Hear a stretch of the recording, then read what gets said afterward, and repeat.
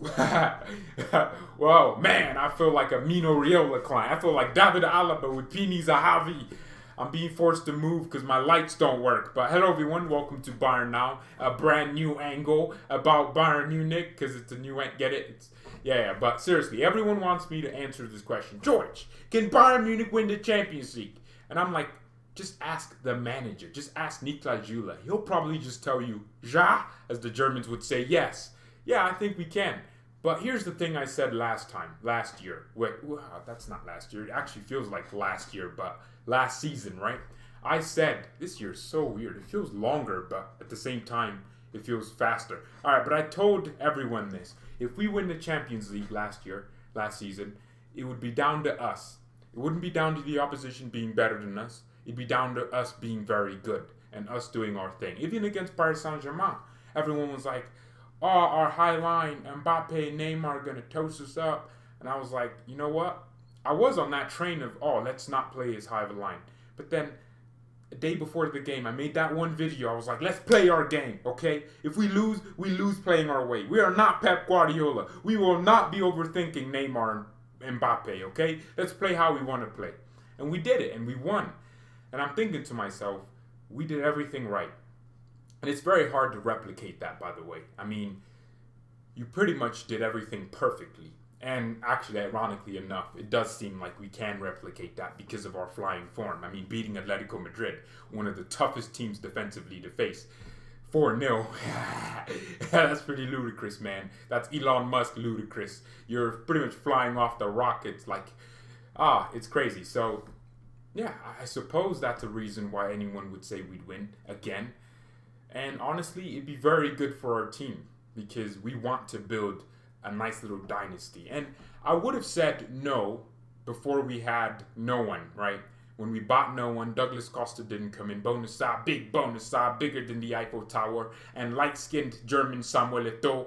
I'm telling you, I would have said no if we hadn't gotten those three in. And then when we got Thiago Dantas, we got Elon Musk Rocket. We got every single player we needed. We covered a lot of positions, and we became more versatile. And Lucas Hernandez started giving me more feelings of him staying fit. I mean, Lucas went down and he got back up and finished the game.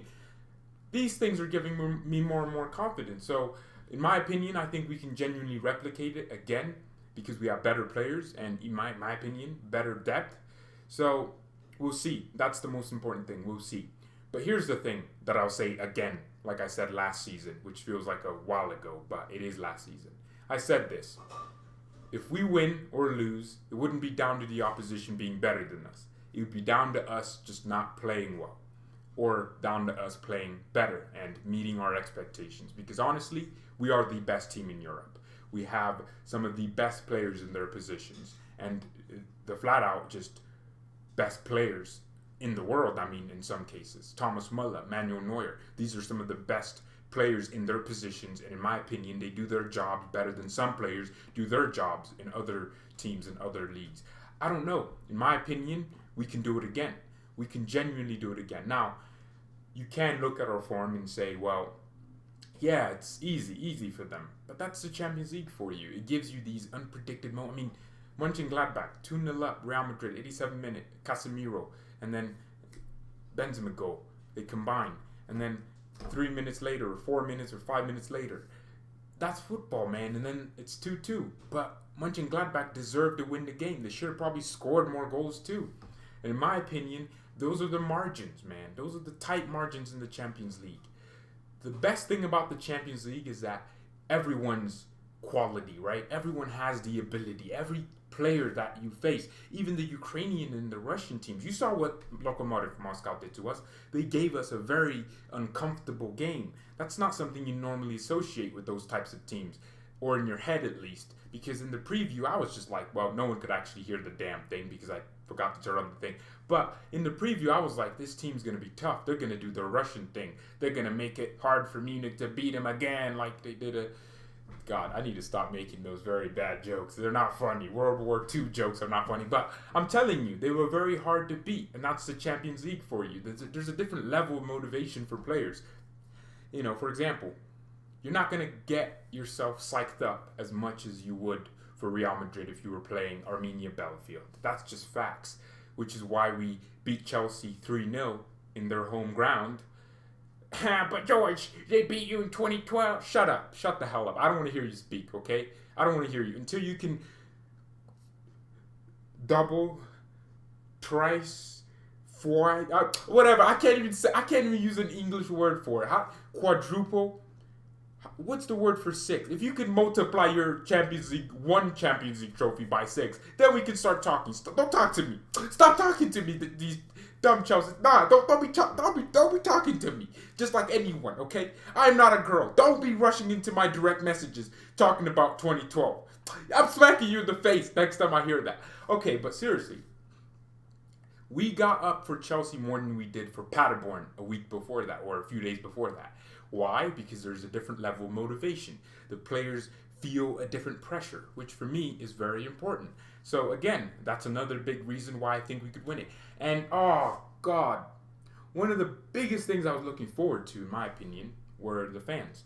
I was hoping that eventually Bayern could get our fans into the stadiums, into the Allianz Arena, most importantly. I couldn't care less if Dortmund had fans, but mainly Bayern. I wanted our fans to be in our stadium to signify, oh, it's a new season, a new beginning, right? Because we're moving away from COVID. I don't even think there would be a shutdown of the league. If a team got it, they just postpone the games because they know the financial ramifications of just shutting down everything. And before, I don't know, I guess they didn't know too much about how to deal with the virus, so the nice little 2 months break was very important. But for me, we can't have that again. But I wanted fans because, again, it adds another element of motivation. Apparently, the wins at home ratio went from like 50-something% to something like 23 or 30-something%, which is extremely low. I mean, that's crazy. That means a team that wasn't normally good but used their home atmosphere to their advantage and got themselves psyched up to play in front of their fans no longer could have that capability or that motivation to do so again. So that just shows me the importance of fans, and I thought that would have played a key part in this new season because, once again, we didn't win the Champions League in front of the Bayern fans. Now, I don't believe if there was a Champions League final that we were in, we'd have no one in it like the Portugal-Lisbon one, but I think that would be a huge motivation, right? Imagine the Allianz Arena fans, or imagine a stadium with 40,000 people. I think that could be a huge thing for us going forward if we can get fans back into the stadiums. Now, I hope it's not dangerous and it's safe to do so. But if you can do that, that makes the players feel a different pressure. It makes them feel a different type of motivation. Pressure isn't bad most of the times. It's just unnecessary pressure that's stupid. So for me, if we can get fans back, I'm even more confident because our players will feel like, yeah, Backmas, let's do this. The Allianz is back. Woo! You know, if you've ever played, I mean, I play. I guess I'm a pressure player, which means I like to play under pressure, literally and figuratively. I like to play with players around me, but I also like to play with people watching. Because I perform better because I like people watching me play. I don't know. I have a big ego. I need to feed myself. But seriously, I think it's a little bit weird that I don't see 75,000 Germans going sha-la-la-la-la-la-la-la-la, Bayern Match. I want to hear that again. Die Bayern. I need to hear all of them, man. Woo! I need to hear Stern the Students, FC Bayern, Deutscher Meister. I need to hear all of these songs, man. FC Bayern, forever number one. Oh, I need to hear that one too, baby. Ooh, forever number one, like Forever 21. We're rich, we're famous, and most importantly, it's very hard to get us to return from our glory days. I'm telling you, man. I need it. Forever 21. Yeah, very hard to forever number one. Come on, these jokes about. Okay, but seriously, I need us to win this Champions League. And again, it would shut up a lot of people that think we're just a one season one. Actually, no one thinks that. Literally no one and their dogs could think that. The dumbest person with the lowest IQ wouldn't think that. So, yeah. Can we do it? I think so. I think it just takes a lot of luck. And again, the fitness. And actually, here's the factor that I'm not completely putting in. I know our players would have all the motivation in the world. But what if Lewandowski is just injured? What would that do to the players? I was reading and watching an interview from the Tactical Managers TV about the Brazil team and how they felt about Ronaldo Nazário and when he was hospitalized or something for a heart attack. I'm not exactly sure, an anxiety attack rather. So he was telling me about all these things, and I was like, okay. Well, I was watching the interview, and he was basically saying, oh, the players felt a little bit weird, with him being out because he was their best player. And for me, what if Lewandowski does get injured in an important match? What if Sané becomes one of our most important attackers? And what if he's injured? What does that do to the other players, right? Does that make Kimmich feel like, I can't try this pass because Sané's not going to be at the end of it? What if that makes them feel a certain way? So perhaps that's something we care about. Why am I saying perhaps and supposedly? I don't know. Okay, I'm trying to sound more sophisticated. Jordan Peterson, hire me, man. No, seriously. What if that's the case? What if a major player of ours gets injured? What if we've been keeping a lot of clean sheets with a specific player on the pitch? Not Neuer, keep Neuer. Let's say Neuer stays fit. But let's say Lucas Hernandez, who had been impeccable at the back, gets injured. Or what if a player becomes out of form and scarily out of form? What if these things happen? So hopefully none of these things happen and we keep our form, but they are possible. I'm only mentioning them because they're possibilities. They're not impossible. You can have Lewandowski be injured. You can have Muller be injured.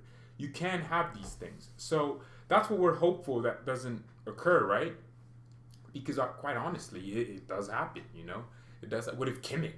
What if Pavard gets injured? Kimmich needs to go to right back. And what if it doesn't work out as well as it did last time? Because, yeah, that's football for you. Things happen. Things happen a lot of the times. So yeah, I'm really happy with this season though and how it's going. There's an international break. I just needed to smash something to feel good about myself and to validate what I did there, okay? And justify myself, okay? I hate the international break. It's coming up in November. I think it's from the 7th to the 21st. Well, that's a 2-week break, so yeah, seriously. F the Nations League. No one likes it. Me and my homies hate it. So, yeah, I appreciate everyone watching today. Thank you, everyone, so much. Thank you to all the members, and not just the members, the contributors on the channel. That includes the people that comment and like.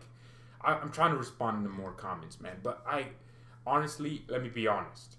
Like, I'll make a video with a specific intention in mind as to why I made that video. And then, like, it's not that I care. It's just that it's annoying. So then someone just come up and be like, like I made a video about, is this Bayern Munich team overrated? And I'm reading comments and I'm like, they're talking to me like I said Bayern were overrated when I was reviewing someone else's statements. Arsene Wenger, like, that's so demotivating. So that's why I kind of relax with the comments, man. I'll be honest there. I'll put my hands up, don't shoot, okay? It's only George from Bayern now, don't shoot me. Nah, seriously, it's just sometimes, you read certain comments and it just kind of makes you go, God. And you feel like you have to explain yourself, and next thing you know, yeah. So I'll try at least. That's why I make sure to interact with the chat as much as possible, because that's the only way. It's very hard now, because I used to love to read comments like a month ago or 2 months ago, but there's so many different things someone would say. Someone's gonna I don't want to change. Yeah. But I'll get back to it. Don't worry about that. Let's see if I can deal with it. Okay. It's just that I can't handle pressure. All right. Even though I said I was great under pressure, just can't handle it. Yeah. But thank you everyone so much for watching. Mia San Mia and peace.